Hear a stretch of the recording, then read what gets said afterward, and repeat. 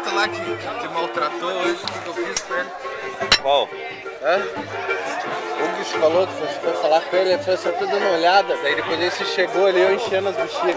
Falei pra cara dele, pô cara, quanto que é aquele carro lá? Eu falei, aquele é 18 e pouco, enchendo as bexigas. Ele falando e eu... Ele, cara, e do outro lado, o outro lado tá fechado, hoje não tá aberto. Só tem caminhonete lá. Então tá, obrigado. Tchau. Filha da... Por que ele maltratou ela?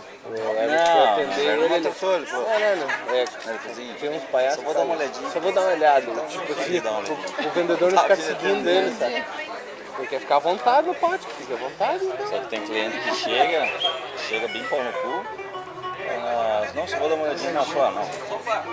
Se quer que eu tenho que te acompanhar, porque joga aí. Queira ou não queira é revenda, mas é um negócio particular.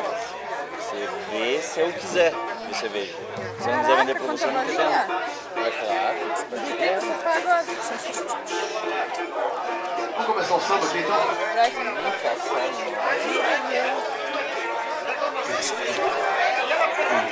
Nossa, bem babaca, não podia falar que tal do tema. Nossa, eu queria que... Nossa, como falei você assim, tá pô, vindo? bem Eu falei, não, vestido, tô indo de tudo, né? tênis, moletom e calça jeans. Não, pelo amor de Deus, vai se arrumar. Nossa, Sabe, é eu já vi moletom, calça jeans. eu já tava arrumada, né? Não é se eu quiser de calça jeans com nenhuma favelada. Nossa, acho que eu ia vir de tênis. Eu trabalho muito tênis. Nossa, o Hermes me fala isso, eu vim só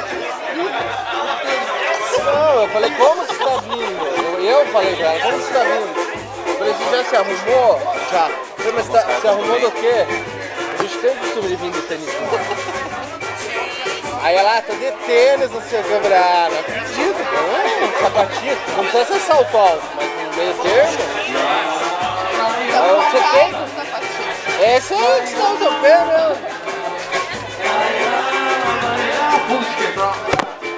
Tá, já acabou a filmagem. Falei pra Moral que ontem era só pagode